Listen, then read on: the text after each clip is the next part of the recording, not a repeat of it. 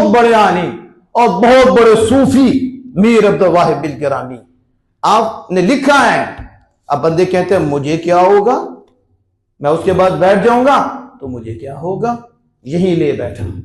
इसे अपने नफ्स पे इत्माद है, इसे अल्लाह उसके रसूल के फरामीन पे नहीं, इसे अपने नफ्स पे इत्माद है।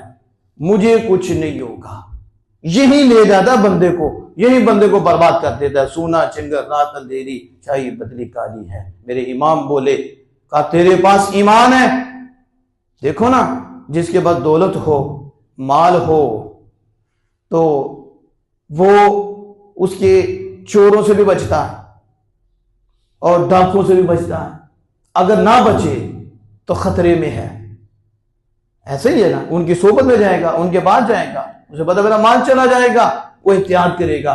तो अल्लाह, तेरे पास तो ईमान है, इतनी बड़ी दौलत और तुझे फिक्र नहीं, तू गाफिल है। सोना जंगल रात अंधेरी, छाई बदली काली है, और सोने वालों जागते रहना चोरों की रखवाली है।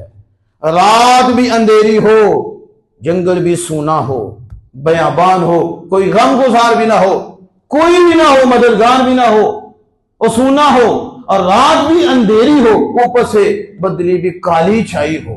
कितना काला होगा, कितना अंधेरा होगा, कुछ भी नहीं, फिर बंदा सो जाए।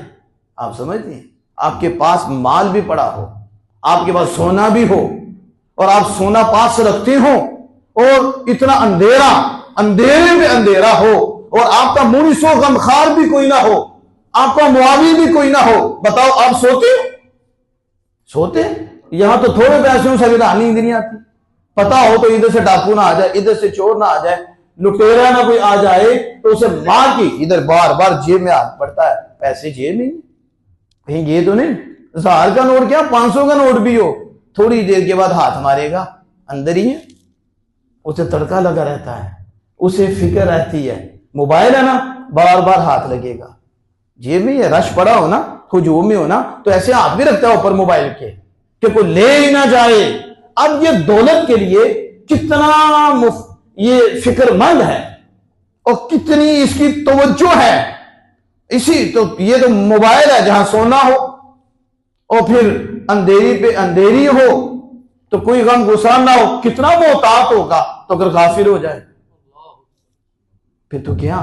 तो अल्लाह कहते हैं ये सोना क्या है, इसकी क्या हैसियत है, और तेरे पास से अल्लाह उसके रसूल का प्यार है, तेरे पास तो हदायत का नूर है, तेरे पास तो ईमान है, और फिर आगे पीछे दुश्मन है, ईमान के लुटेरे हैं, शैतान है, मुख्तलिफ शक्लों में है।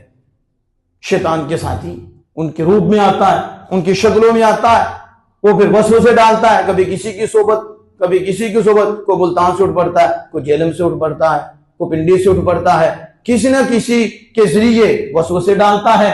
वो तो कहता है मुझे कुछ नहीं होगा, मैं उसको सुनता हूं, मैं उसके बाद बैठता हूं। ये भी सोबत है, मोबाइल के अंदर भी सोबत है। ये नहीं कि जिस्मानी तौर पर पास से बैठा हो फिर ही सोबत है, उसके रास्ते से भी बचना है, उसकी सूरत से भी बचना है, उसकी शक्ल भी नहीं देखनी, उसकी शक्ल से भी बचना है। बाद में शक्ल से मुतासिर हो जाता है, उसके अंदाज से मुतासिर हो जाता है, अंदाज ले जाते हैं, उसके तरीके ले जाते हैं।